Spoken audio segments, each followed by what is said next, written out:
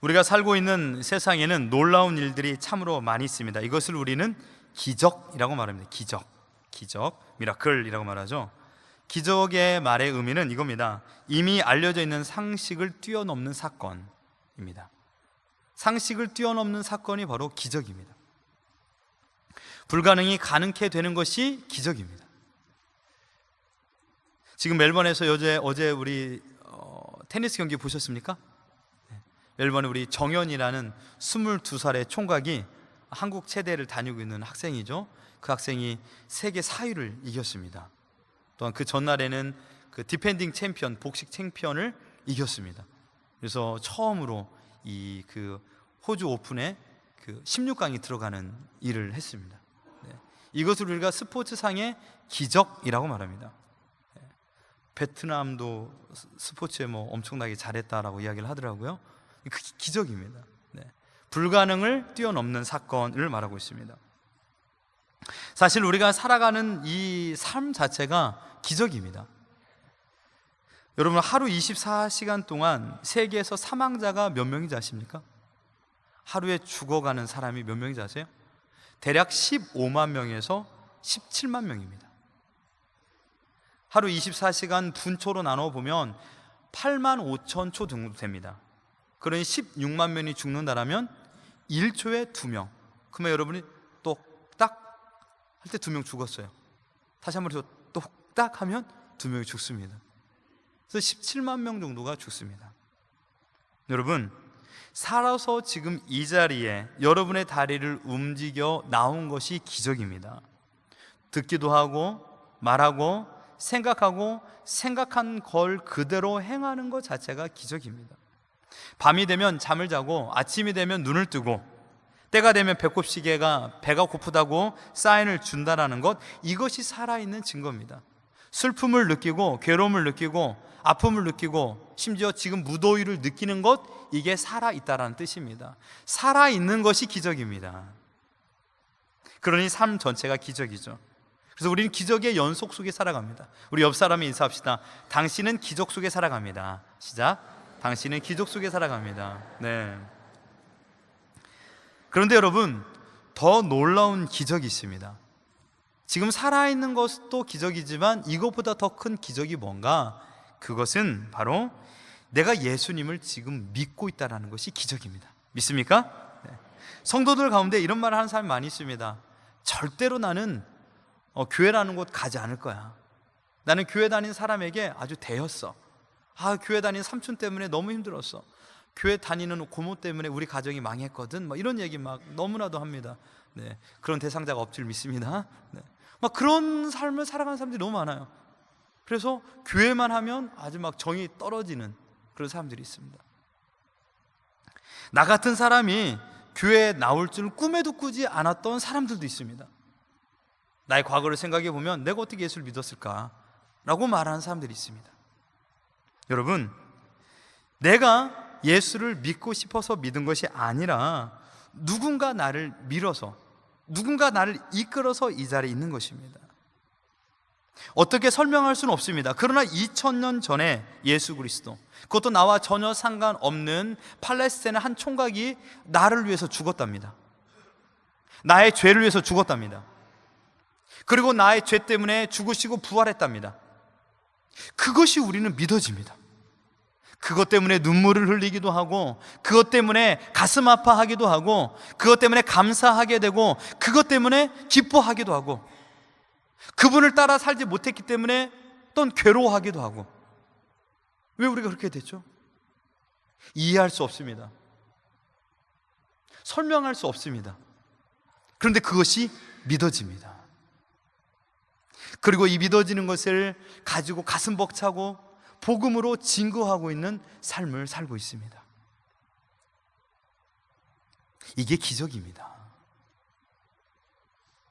대부분의 사람들은 누군가의 복음, 누군가의 소식을 듣고 전달받아 예수님을 믿게 되죠. 그러나 말씀을 들었다고 그냥 믿어지는 사람은 없습니다. 여러분들이 인생에서 복음 증거, 전도라는 것을 해보셨나요? 그 전도해볼 적에 그들이 마음을 열고 기쁜 마음을 가지고 우리의 말에 예스하고 받아들인 사람이 얼마나 되던가요? 또 가까이 있는 사람들에게 복음을 증거할 적에 그들이 진심으로 주님을 사랑한다라고 예수를 믿는 사람들이 얼마나 되던가요? 밥을 사주고 공을 들이고 온 힘을 다하지만 예수 믿는 것이 그리 쉽지 않습니다. 들어주는 것도 어려운데 믿는다라는 것, 그건 더더욱 어렵습니다. 그렇기 때문에 믿어지는 것은 인간의 이성과 자기 경험과 자기 지식으로는 불가능한 것입니다. 천상의 세계에서 허락해 줘야만이 가능하다라고 말할 수 있는 것이죠. 그러므로 내가 지금 예수를 믿는 건 기적입니다. 내 안에 나도 알 수 없는 어떤 역사가 일어나서 나를 불일듯 이끌고 와서 나로 하여금 예수를 시인하게끔 한 것입니다. 그래서 이렇게 표현한 게 맞습니다. 믿는다 이것보다 누군가의 힘으로 믿어졌다, 누군가의 힘으로 믿어진 것, 이것이 우리의 삶입니다. 고린도전서 12장 3절 하반절에 보면 이렇게 말씀하고 있습니다. 성령으로 아니하고는 누구든지 예수를 주시라 할 수 없느니라. 성령이 아니고서는, 아주 중요한 전제 조건입니다. 성령이 아니고서는 예수를 주로 신할 수 없다라고 말하고 있습니다. 단순한 고백처럼 느껴집니다. 그러나 이 고백 안에는 엄청난 힘이 담겨져 있습니다. 무엇입니까? 죄인인 사람에게 당신은 죄인이 아닙니다 라는 선언이 담겨져 있습니다. 죄인인 사람에게 더 이상 죄값을 묻지 않겠다라는 법적인 자유선언이 담겨져 있는 말씀입니다. 흉악한 죄를 지었어도 죄인 취급하지 않겠다라는 어떤 전능자의 선언이 담겨져 있는 메시지가 바로 고린도전서 12장 3절입니다. 그러나 이 고백을 인간 스스로는 할 수 없습니다. 예수를 주시라 할 수 있는 이 고백의 절대사항은 무엇입니까? 바로 성령이 아니고서는, 뭐라고요? 성령이 아니고서는. 선택이 아닙니다. 내가 할 수 있거나 성령이 하거나, 이 둘 중에 하나가 아니에요. 이것은 철저하게 성령 그분만이 할 수 있는 겁니다. 성령이 내 안에 계심으로 말미암아 성령을 통하여서 내가 그 고백을 하게 되고, 그 고백을 통하여서 성령님을 내 안에 모시고 살아가는 것입니다. 따라서 이것은 결단코 쉬운 일이 아닙니다. 예수를 주로 고백한다는 그 사실 하나만으로 성령의 능력을 경험하며 살고 있는 겁니다.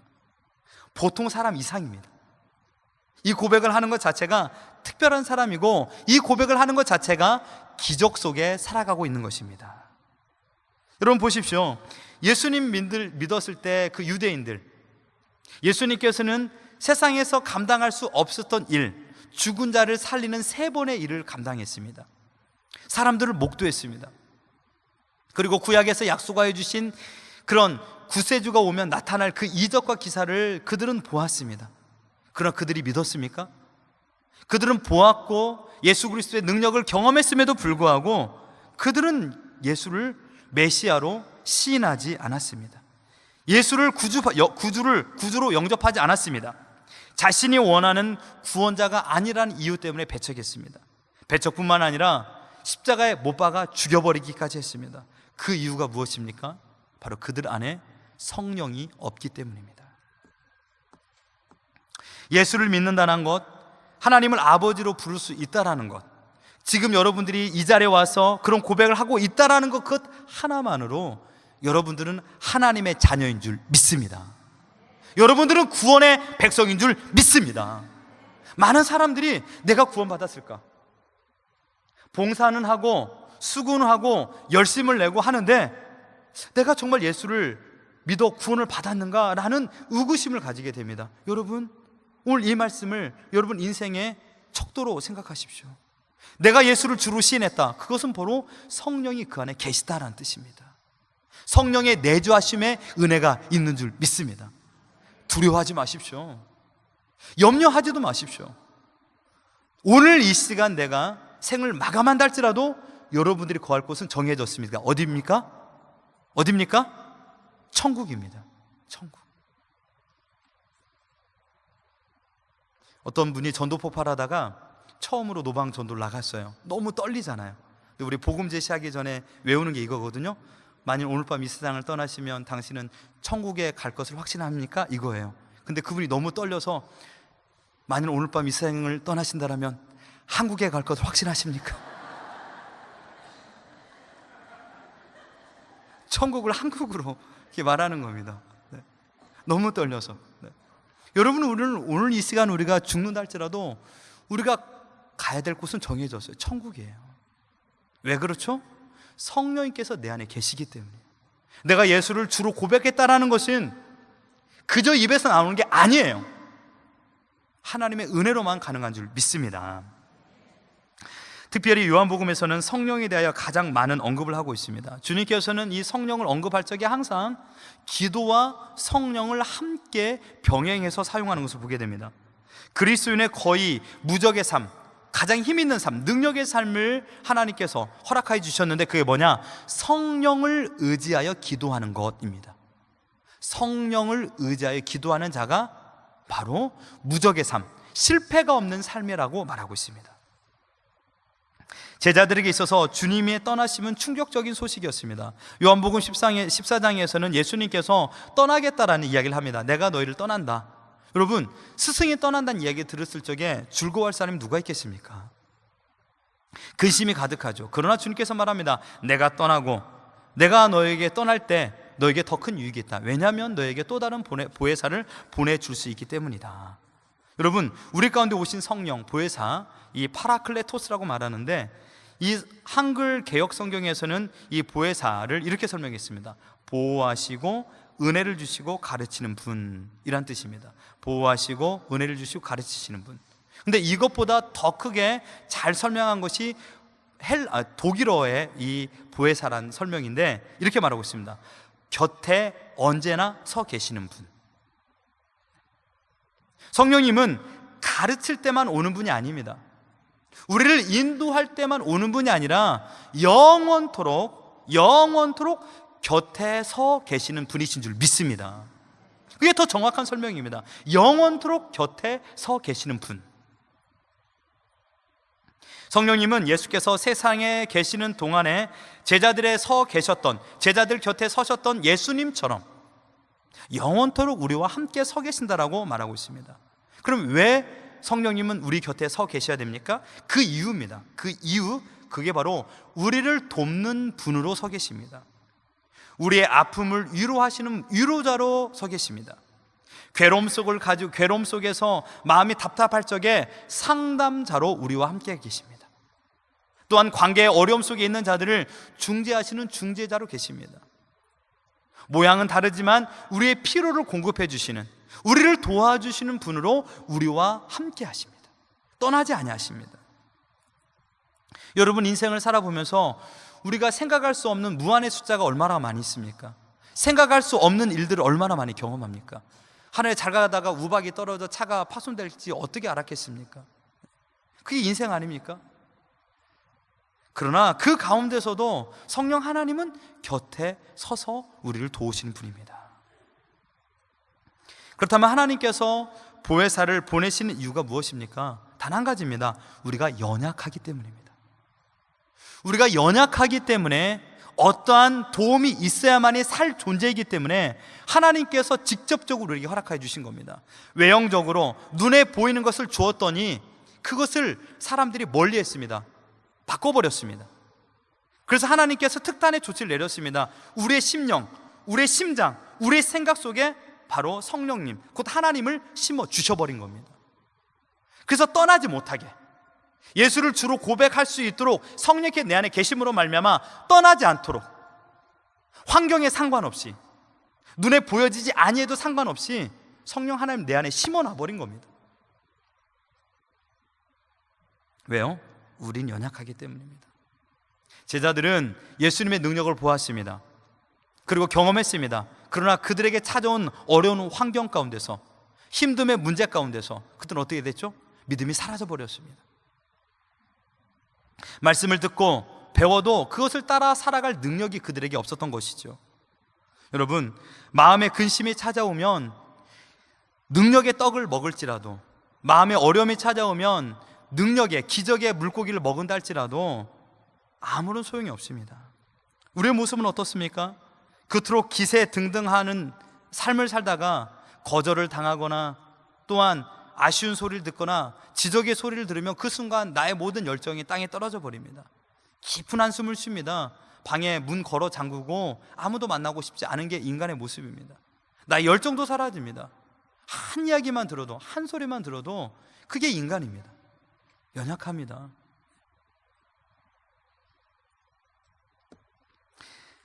나의 열정적인 노력보다 내 앞에 막혀있는 산이 더 클 때가 많습니다. 아무리 달려와서 도약을 해가지고 뛰어도 실패의 골짜기는 더 넓습니다. 이것이 인생입니다. 우리의 힘으로 안 되는 것들 뿐이라고 우리에게 이야기하고 있지 않습니까? 사도 바울 선생도 우리의 동일한 모습을 가지고 있었습니다. 내가 원하는 바 선을 행치 아니하고 원치 않은 바 악을 행하는도다. 오라 나는 공고한 사람이다. 이 사망의 몸에서 누가 나를 건져내랴. 그는 예수를 믿었습니다. 구원의 놀라운 확신도 가지고 있었습니다. 그러함에도 불구하고 그도 그의 인생 가운데서 괴로움이 있을 적에 사망의 몸을 가진 것처럼, 사방의 우겨싸움을 당한 것처럼, 살 소망이 끊어진 것처럼 느꼈던 인생을 가지고 있었습니다. 그러나 로마서 8장에서는 대반전이 일어납니다. 그러므로 로마서 8장 1절 이렇게 말하죠. 그러므로 이제 그리스도 예수 안에 있는 자에게는 결코 정죄함이 없나니, 그리스도 예수 안에 있는 자에게는 결코 정죄함이 없다라고 하늘의 선언을 그가 하고 있는 것입니다. 승리의 찬가를 부르고 있습니다. 절망에서, 괴로움에서 이제는 기쁨과 환희 가운데 살아갈 수 있었습니다. 그 이유는 단 한 가지, 무엇입니까? 성령의 도우심을 받았기 때문입니다. 사랑하는 성도 여러분, 성령님은 우리를 돕기를 원하시는 분입니다. 성령님은 우리를 도우시는데 부족함이 단 1%도 없는 분입니다. 그리고 충분히 도울 준비가 되어 계십니다. 주님도 제자들에게 병 고치는 방법이나 전도의 기술을 가르친 적이 없었습니다. 주님께서는 그들에게 가르쳐 준 것이 바로 단 한 가지, 성령을 의지하여 기도하는 것을 가르쳐 주었습니다. 아까 서두 이야기했습니다. 성령과 함께 생각해야 될 것은 기도다. 기도 없는 성령은 내 안에 아무런 역사가 없습니다. 성령이 이끄시는 사람은 기도의 사람입니다. 우리가 기도에 대하여 많은 도전을 받지만 그것이 좋은 것도 알고 있습니다. 분명히 역사가 나타나는 것도 알고 있습니다. 그러나 많은 그리스도인은 여전히 기도에 실패하고 있습니다. 기도에 실패하기 때문에 무기력한 삶을 살고 있는 것이죠. 기도라는 방법을 하나님께 허락해 주셨건만 손을 뻗기만 하면 받을 수 있는 거리에 있음에도 불구하고 우리는 기도를 하지 않고 기도의 서투름으로 말미암아, 아니 기도에 대한 확신이 없기 때문에 우리는 성령이 도우시는 기도보다 나를 더 의지합니다. 성령의 능력보다 나의 지식을 더 의지합니다. 성령의 권능보다 나의 물질의 파워를 더 의지하고 있습니다. 그러니 실패합니다. 여러분, 기도는 내가 부족해서, 힘이 없어서, 길이 막혔기 때문에 선택하는 카드가 아닙니다. 기도는 하나님의 존재를 인정하는 피조물이 해야 될 유일한 수단입니다. 여러분, 기도가 막히면 하나님의 도움에 손도 막힙니다. 내가 능력 없는 것은 훈련이 없어서가 아닙니다. 제자 훈련을 하고 여러 가지 양육 훈련을 하고 많은 훈련을 합니다. 그런데 거기에 기도가 뒷받침되지 않으면 그것은 내 지식으로만 남아 있습니다. 1시간 훈련했습니다. 1시간 성경 공부했습니다. 그러면 1시간 기도해야죠. 봉사하기 이전의 기도입니다. 헌신하기 이전의 기도입니다. 어떻게 헌신하게 되면 어떻게 봉사하게 되겠습니까? 기도가 일어나지 않으면 내 마음에 감동이 일어나지 않습니다. 어떤 이들은 이렇게 말합니다. 요즘에 은혜가 안 돼. 말씀에 은혜가 안 돼. 말씀을 들어도 냉랭해. 너무 말씀이 싱거워. 참 말씀 보면 잠만 와. 이런 얘기합니다. 근데 여러분, 그 이야기 정말 우리 목회자가 책임을 져야 됩니다. 말씀을 증거할 적에 정말 열심히 해서 준비하겠습니다. 그런데요, 그것은 제 문제고요. 여러분은요, 나는 요즘 은혜가 안 되니까 아무것도 하지 말아야지. 여러분, 타협 아닙니까? 여러분, 왜 그 지경에 갔는가 한번 생각해 보십시오. 난 아무것도 안 하고 가만히 있어야지. 하나님은 아무것도 일하지 않습니다. 그러면 난 가만히 있어야지. 하나님도 가만히 있습니다. 여러분, 가만히 있으면 하나님도 가만히 계십니다. 왜 우리가 그런 냉랭한 마음의 상태, 그 마음의 상태를 방치하고 있을까요? 여러분들의 영혼이 말라가고 기근 속에 있다는 것을 가지고서 여러분이 정말 눈물 흘리며 기도하고 있습니까? 여러분들이 어느 정도의 정말 갈급함을 가지고, 간절함을 가지고 기도해 본 적이 있습니까? 언제 여러분 울어보셨습니까? 여러분의 자녀와 남편과 아내를 위해 언제 울어보셨습니까? 울어본 적이 없습니다. 우리가 내 자녀가 아프고 힘들고 괴로움 속에 있지만 세상의 힘을 의지했지 하나님을 의지하며 기도하지는 않았습니다. 여러분, 기도하지 않으면 능력 나타나지 않습니다. 기도하지 않으면 회복되지 않습니다. 기도하지 않으면 여러분의 모든 창고가 채워지지 않습니다. 위기의 순간은 모든 길이 막힌 거잖아요. 그럼 우리가 할 수 있는 것은 무엇입니까? 기도 하나뿐이 없잖아요. 죽든지 기도하든지 하나님께서는 이 두 가지 길을 내놨는데 우리는 기도하지 않으면 그러면 결론은 죽어야 되지 않겠습니까? 하나님은 기도를 돕는 분이십니다. 끝까지 하나님을 의지하는 힘을 공급하기 위하여, 버틸 수 있는 힘을 주기 위하여, 교만하지 않도록, 넘어지지 않도록 붙잡아 주시는 분이 바로 하나님인데, 언제 그렇게 될 수 있냐고요? 기도할 때. 기도할 때 하나님의 도움을 받을 줄 믿습니다. 기도하지 않으니까 하나님께 어떻게 도와주시냐고요? 하나님은 우리의 기도를 도우시는 분입니다. 헛된 능력을 주시는 분이 아니에요. 무작정 잘 되기 위하여서 나를 도우시는 분이 아니에요. 성경 찾아보세요. 한 번이라도 하나님께서 무작정 도와주시는 분이 있었는지, 기도하지 않고 하나님을 찾지 않는데 잘된 것을 본 적이 있습니까? 성경에서요? 찾아본 적이 없습니다. 세상에서의 성공이 하나님과 멀어지는 지름길이라는 걸 하나님께서 알고 계시는데, 하나님은 하나님 밖에서, 하나님이 아닌 다른 곳에서 잘 되는 것을 돕는 분이 아니에요. 하나님은 하나님 안에서, 하나님 때문에, 하나님으로 인하여 살기를 소망하는 자들만 도우시는 분입니다. 그래서 도우시는 하나님을 경험할 수 있는 유일한 방법은 바로 기도입니다.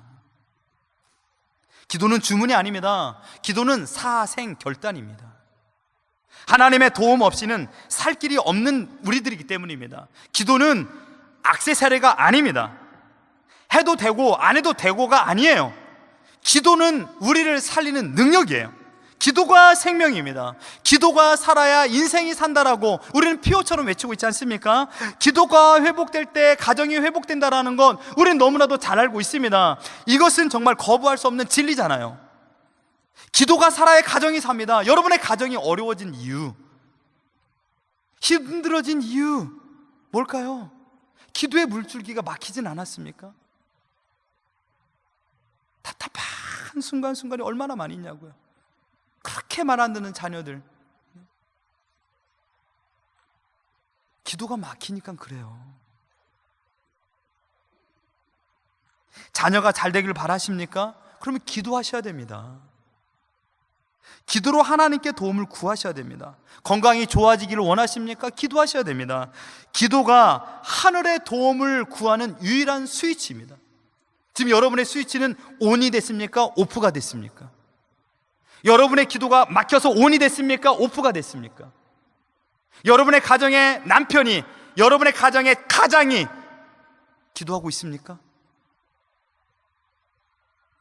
믿음의 가장 맨날 이야기하지만 기도하지 않는 게 어떻게 믿음의 가장이 될 수 있겠냐 이거예요. 기도하셔야 됩니다. 기도할 때 우리 가정이 삽니다. 믿습니까? 네. 기도할 때 뭐라고요? 우리 가정이 삽니다. 내가 삽니다. 내가 살아야 우리 가정이 삽니다. 내가 살 수 있는 방법은 성령을 의지하여 기도하는 겁니다. 사역 이전에 기도입니다. 우리 사역이 잘 되길 원하십니까? 기도하십시오.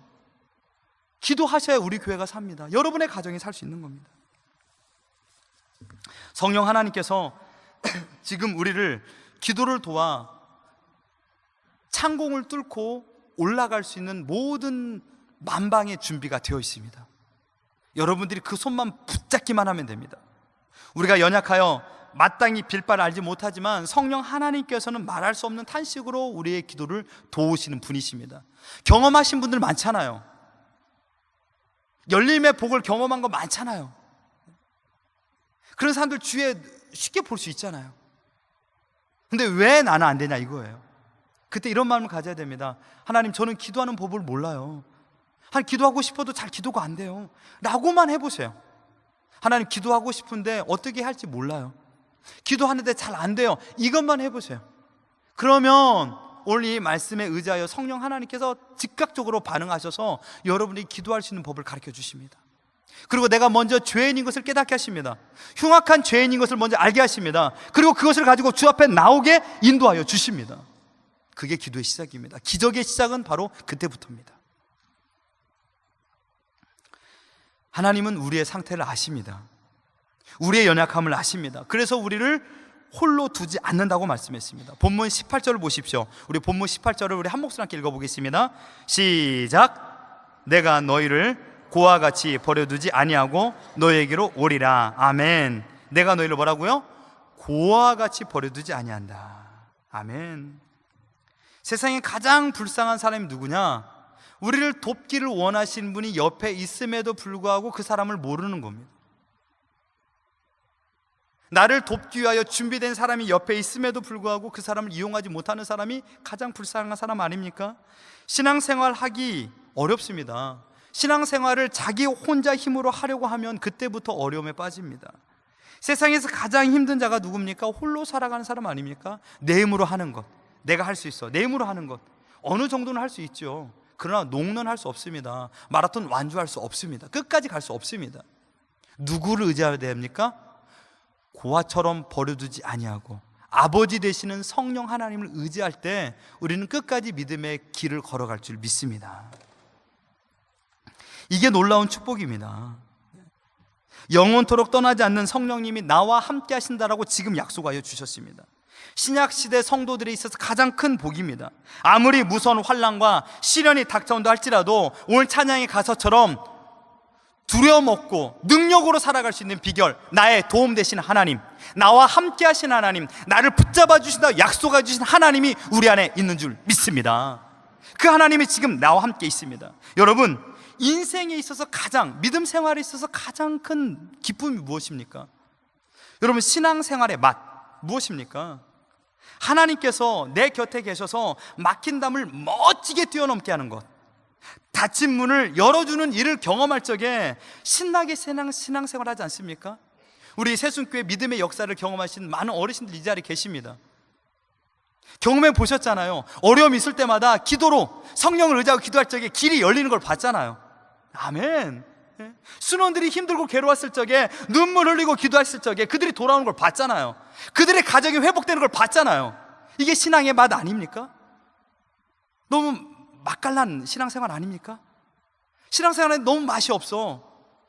바라옵기는 2018년도 신앙생활의 맛을 경험하기를 주님의 이름으로 축원합니다. 맛있는 신앙생활, 맛있는 인생, 청년들이 막 구름대처럼 몰려오는 그런 일, 우리 자녀들이 변화되는 그런 일. 하나님께서는요, 우리의 모든 것을 다 준비해 놓으셨습니다. 내가 생각지도 않았던 만남을 준비해 놨습니다. 내가 계획하지도 않았던 조력자를 하나님께서 허락하여 주셨습니다. 문제가 술술 풀리는 일들을 경험하게 합니다. 내 힘으로 할 수 없었던 그런 일들이 가능케 되는 그런 기적을 경험하게끔 하십니다.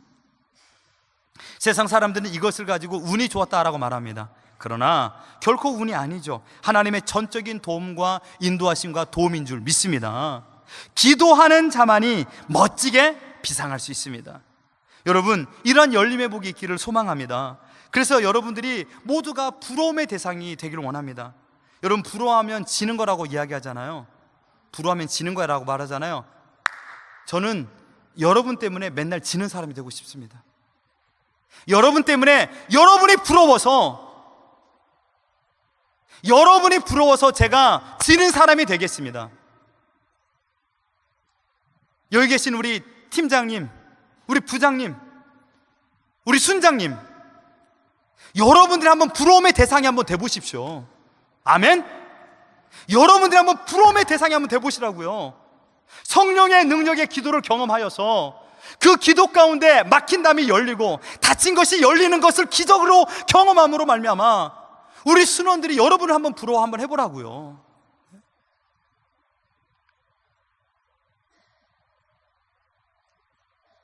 정말 부러움의 대상이 한번 돼보십시오.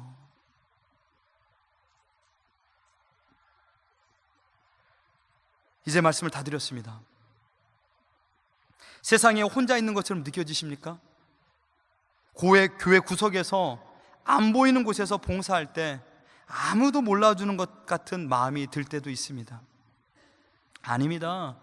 하나님은 모든 것을 보고 계십니다. 뿐만입니까? 여러분이 흘리는 눈물 또한 다 듣고 계십니다. 눈물 방울 하나하나를 세고 계신 분이 하나님이십니다.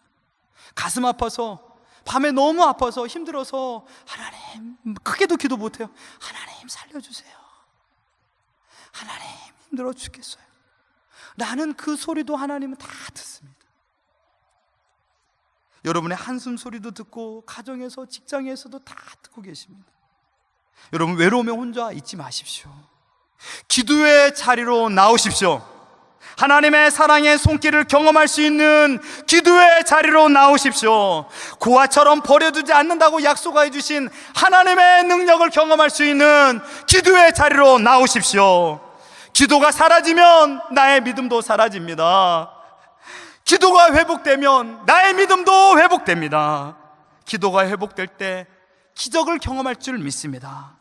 기도의 적극성, 간절함이 회복되는 그 순간이 바로 기적의 시작인 줄 믿습니다. 울고 있는 아들을 외면하는 아버지는 없습니다. 도움을 구하는 자녀의 손길을 뿌리치는 아버지는 없습니다. 누가복음 11장 13절 이렇게 말하고 있지 않습니까? 너희가 악할지라도 좋은 것을 자식이 줄 줄 알거든 하물며 너희 천부께서 구하는 자에게 성령을 주지 않겠느냐. 천부이신 우리 아버지께서 우리의 탄식의 소리를 듣고 계십니다. 외면하지 않습니다. 우리의 기도를 듣고 싶어서 고난을 주시는 분입니다. 우리와 교제하기 원해서 하나님께서 고난을 주시고 기도의 자리를 이끌고 있습니다. 하나님께서 우리를 도우시겠다라고 여러분에게 지금 기도의 창구를 열어 놓으셨어요. 기도의 창구입니다. 마음껏 들락날락 할 수 있어요. 그런데 하나님께서 개설하는 이 창구에 여러분이 들어오지 않으면 지금 하나님 어떻게 하고 계신지 아세요? 저를 보세요. 하나님이 지금 이러고 계세요. 턱 빼고. 왜 안 오지? 이제 좀 와야 되는데. 하나님 지금 이러고 계신 거예요. 왜 하나님을 심심케 하십니까? 왜 하나님에게 아무 일 하지 못하게 하시냐고요? 매일 들락날락 하세요. 기도하세요. 하나님께 이거 줄까? 저거 줄까? 이거 줘야 되겠구나. 내가 이거 줘야 되겠구나. 이걸 이렇게 만드셔야죠. 왜 하나님을 심심케 하시냐고요? 구하십시오. 아멘. 찾으십시오. 문을 두드리십시오. 하나님께서 우리에게 찾아와 속사정 좀, 내가 너의 속사정 좀 듣고 싶다. 나한테 와서 말 좀 해라 라고 지금 말하고 있습니다. 기도하는 만큼 삶이 업그레이드 됩니다. 기도하는 만큼 하나님이 믿어집니다. 기도하는 만큼 하나님을 사랑합니다. 기도하는 만큼 능력을 경험합니다. 기도하는 만큼 여러분이 발전될 줄 믿습니다. 성령을 구하십시오. 절실하게 구하십시오. 보혜사 성령의 도움을 구하십시오. 고아처럼 살지 마십시오. 하나님이 내 아버지임을 믿고 천지를 만드신 하나님의 도움을 구하고 그 도움을 받을 적에 무에서 유를 창조하신 하나님의 손길이 여러분을 붙잡고 도와주실 줄 믿습니다. 그런 은혜를 살아가고 그런 은혜를 가지고 살아가는 우리 모두가 되기를 주님의 이름으로 축원합니다. 아멘.